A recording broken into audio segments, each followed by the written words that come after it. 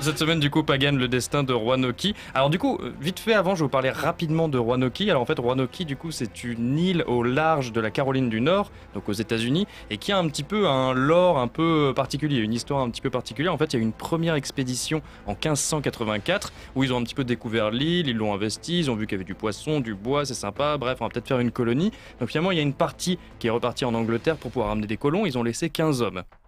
Ils sont revenus en 1587 avec une centaine de colons, des ouvriers, des artisans, bien évidemment des femmes aussi pour pouvoir du coup peupler l'île, c'était vraiment l'intention. Et en fait, les 15 hommes qui étaient là normalement, qui devaient rester, ils avaient étaient tous disparu. gays. C'était des zombies. Ils sont tous C'était mangés. des zombies. On n'a pas pu repeupler. Et non, du coup, les 15 hommes du coup avaient disparu. Ok, bon, ils se mettent à chercher, mais ils les trouvent pas. Finalement, du coup, ils investissent, ils construisent des maisons, la colonie grandit, les premiers enfants naissent, et en quelques mois plus tard, un an plus tard, du coup, ils décident de repartir en Angleterre pour réclamer auprès de la couronne de ramener des nouveaux colons et aussi du matériel, des vivres, tout ça sur l'île. Et en revenant, la centaine de colons qui étaient restés a disparu. Plus personne, aucune trace de lutte, aucune trace de guerre ou quoi que ce soit. Tous les bâtiments ont été soigneusement démontés, c'est-à-dire rien de brûlé, rien de cassé, et juste sur une poutre, le mot Croatoan, et sur un arbre plus loin, gravé les lettres CRO, donc Cro. Donc tout portait à croire que les gens étaient partis sur l'île de Croatoan, qui est une île à quelques kilomètres plus loin, mais ils n'ont jamais pu vérifier, et le mystère est resté là, sur l'île de Roanoke. Alors du coup, il y a plein de choses qui sont mises un petit peu autour. Est-ce que ça avait un lien avec les autochtones, les Amérindiens, peut-être qu'ils sont fait tuer par eux? Est-ce que ça avait un lien avec le vaudou, la magie, les sorcières, tout ça? Bref, il y a eu énormément de superstitions là-dessus, de légendes. D'ailleurs, il y a eu une excellente saison de American Horror Story sur Roanoke. Mais là, du coup, dans Pagan, le destin de Roanoke, de quoi ça parle? Et bien, sur cette île de Roanoke, il y a une sorcière, du coup, qui fait des petites choses, des sorcelleries un petit peu sur les villageois. Et il y a un chasseur qui accepte de venir sur l'île de Roanoke pour pouvoir chasser la sorcière. Donc il contacte le maire, il arrive. Et donc dans le jeu, c'est un jeu qui se joue uniquement à deux. Et il va y avoir un joueur qui va incarner le chasseur et l'autre joueur va incarner la sorcière. Chacun va avoir son petit plateau ici. Donc on a le plateau du chasseur et on a le plateau de la sorcière. C'est un jeu qu'on appelle asymétrique. C'est-à-dire que la façon de jouer pour l'un ne sera pas la même façon de jouer pour l'autre.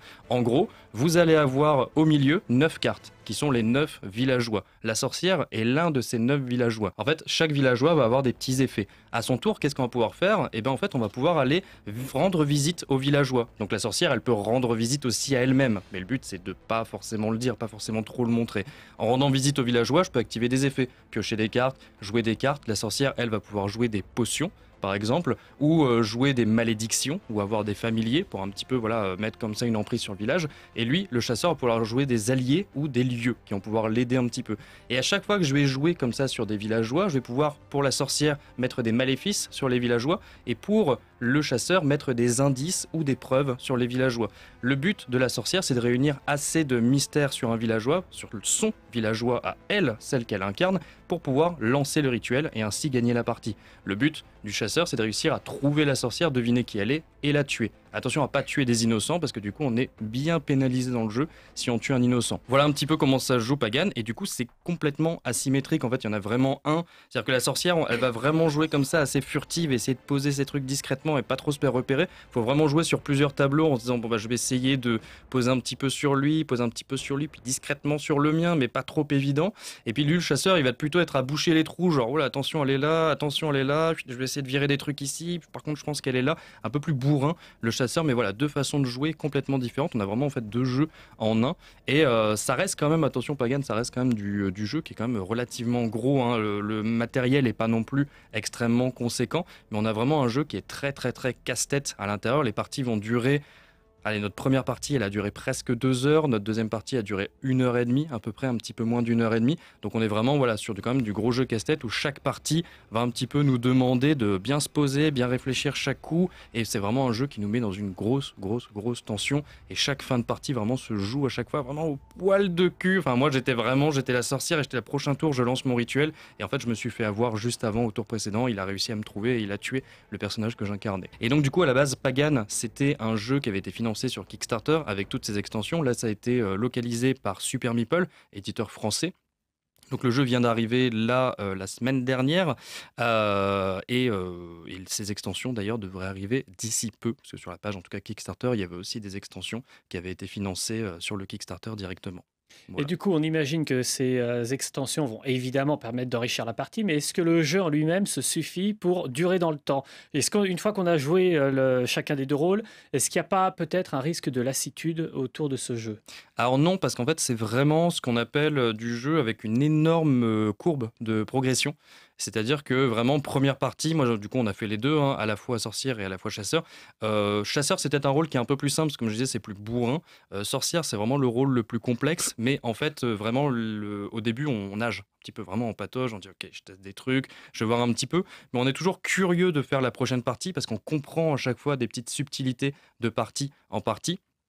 Et c'est ce que je disais, du coup, c'est vraiment pas un jeu forcément pour tout le monde, parce que vraiment, la première partie, ça peut être vraiment rude, et on se dit, ok, il y a vraiment 10 000 choses, j'ai plein de choses à comprendre, à savoir, je tâte un petit peu le terrain, et dès qu'on termine la partie, on se dit, ok, bon, j'ai compris un petit peu mes erreurs, et je pense que prochaine partie, je corrige. Donc bref, voilà, je pense que même au bout de 10 parties, il y a encore plein de trucs que vous aurez envie de peaufiner, que vous soyez sorcière ou que vous soyez chasseur, bien évidemment. Et c'est un jeu que tu conseilles pour des gens à partir de quel âge?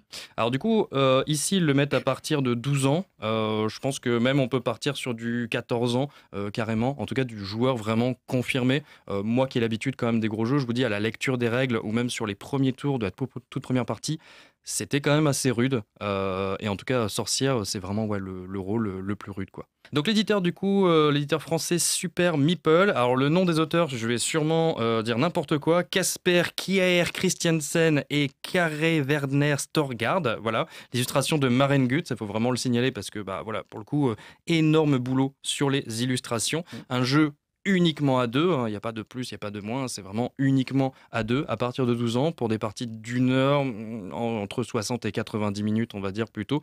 Donc voilà, et c'est un jeu qui coûte aux alentours de 45-50 euros, ça va dépendre bien évidemment où vous l'achetez. Donc voilà, Pagan, le destin de Roanoke, ça reste du gros jeu, mais par contre voilà, un thème très très fort, et si c'est vraiment ce que vous aimez du jeu à deux asymétrique, très casse-tête, si c'est vraiment votre délire, je pense que voilà, foncez, ça peut que vous faire plaisir. Et les extensions rajoutent de plus en plus de cartes et un côté scénario. C'est-à-dire qu'en fait, vous allez pouvoir un petit peu faire apporter des variantes comme ça dans vos parties.